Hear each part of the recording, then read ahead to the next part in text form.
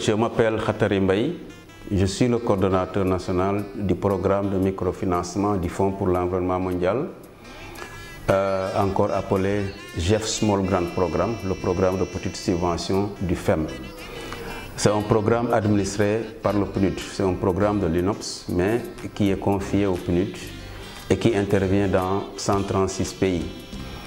Alors, c'est un programme qui soutient les organisations communautaires de base et en général les organisations de la société civile pour favoriser ou faciliter même leur participation dans la protection de l'environnement au niveau mondial.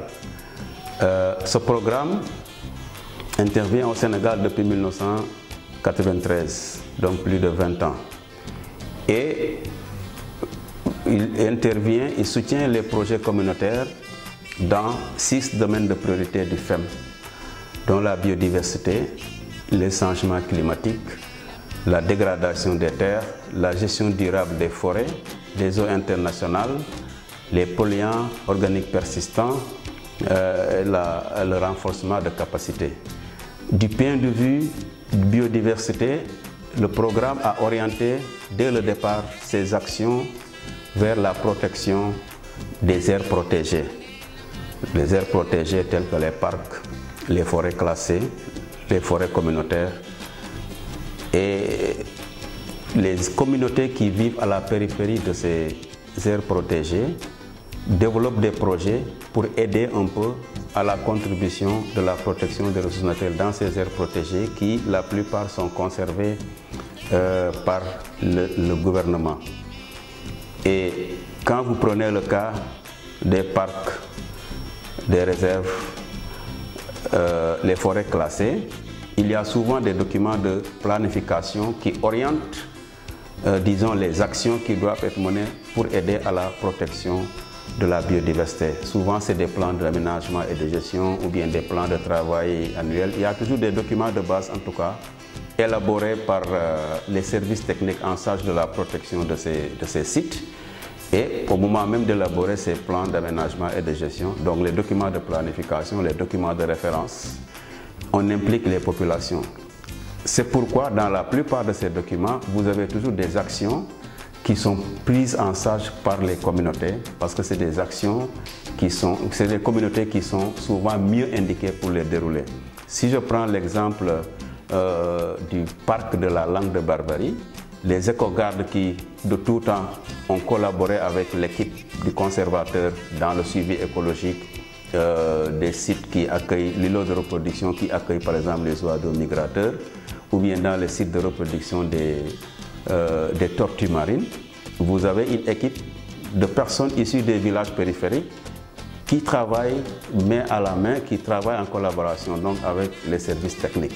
Donc si nous devons financer ces communautés, on tient compte un peu de ce que le parc souhaiterait, là où il y a en tout cas, il souhaiterait participer, les secteurs dans lesquels le service technique du parc souhaiterait la participation des communautés. Donc du coup, le programme est là, en réalité pour faciliter l'implication des communautés locales dans la protection des aires protégées, donc de la biodiversité en général. Mais en le faisant, le programme facilite également la collaboration entre les services techniques et les communautés, qui d'habitude d'ailleurs, il y a toujours des rapports conflictuels. Au début c'était ça, l'agent des eaux et forêts ou bien l'agent des parcs, l'image qu'il reflète à travers la communauté, au départ c'était pas ça, c'est quelqu'un qui est là pour réprimer, qui empêche disons, l'usage, l'utilisation des ressources naturelles. Mais avec le programme de microfinancement des FEM, toutes ces barrières ont été levées. Donc, nous avons facilité l'implication des populations dans la conservation des parcs à travers les projets qui sont co-gérés, co-exécutés avec l'appui technique des services. Et ça, ce n'est pas seulement le parc de la Langue de Barbarie, c'est dans pratiquement toutes les aires protégées au niveau desquelles on intervient, que ce soit les forêts classées, que ce soit les parcs comme Djoudj, que ce soit le Niokolo, un peu partout. On a développé des projets pour aider les communautés à s'impliquer dans la protection des ressources naturelles au niveau de ces aires protégées. Aujourd'hui, si on fait le bilan, nous sommes à 127 300 hectares d'aires protégées qui ont été, dont la gestion a été améliorée grâce à cette collaboration, grâce aux projets qui sont portés par les communautés. Et parmi ces 127 hectares et quelques, vous avez plus de 115 000 qui concernent des aires marines protégées. Le programme est intervenu au niveau de l'aire marine protégée de Saint-Louis, ensuite Joal-Fadiouth, Sangomar dans le delta du Saloum.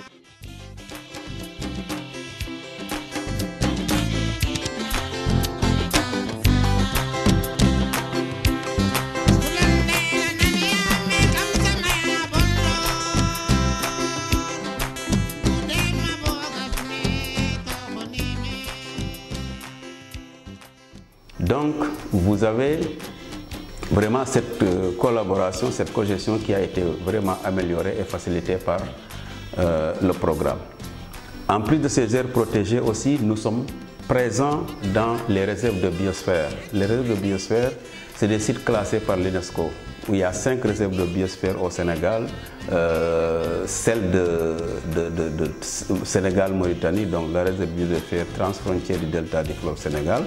Le programme est intervenu aussi au niveau du Ferlo, ensuite Sambadia, delta de Saloum et Nyokolo. Donc dans tous ces sites aussi, qui sont classés patrimoine mondial par l'UNESCO, les populations qui sont à la périphérie ont porté des projets pour participer à la conservation. Et aussi, sans oublier les sites Ramsar comme Djoudj, comme le delta de Saloum et d'autres zones. Donc en gros, le programme, dès le départ, comme je l'ai dit, s'est orienté dans la conservation des sites de haute importance de biodiversité. Or, ces sites de haute importance de biodiversité, c'est ces forêts classées, c'est les aires protégées. Je dois aussi préciser que depuis quelques années, depuis 2015, on travaille dans un programme qu'on appelle l'initiative de soutien mondial aux APAC. Les APAC, c'est les aires du patrimoine autochtone et communautaire. Ces APAC sont des sites, des aires protégées, mais protégées par les communautés locales directement. Ce ne sont pas comme les forêts et les parcs où vous avez l'État qui affecte des agents qui s'occupent un peu de la conservation. Les aires protégées, les APAC, ils sont directement conservés par les communautés et généralement sur la base de savoir-faire locaux, des coutumes, des traditions, la culture et autres. C'est comme un peu les bois sacrés. On a un programme spécial qui soutient ces aires protégées et c'est dans le domaine de la biodiversité. Aujourd'hui, nous sommes à plus de 20 000 hectares d'APAC répartis un peu partout au Sénégal, donc du nord jusqu'en Casamance, en passant par le Kédougou avec les Bassari. Et on a aujourd'hui mis 12 projets pour soutenir ces APAC et le programme va se poursuivre. Donc aujourd'hui, on peut quand même dire que les politiques environnementales ou bien les politiques de développement durable de manière générale, les politiques et les stratégies qui sont développées par le gouvernement à travers le ministère de l'Environnement ne sont pas seulement mises en œuvre par les services techniques de l'État. Il y a une grande part qui a été prise en charge par les communautés. Et c'est le programme de microfinancement a joué un rôle très important en facilitant un peu la participation de ces communautés dans la mise en œuvre des politiques à travers des projets communautaires exécutés à la base en rapport avec les services techniques.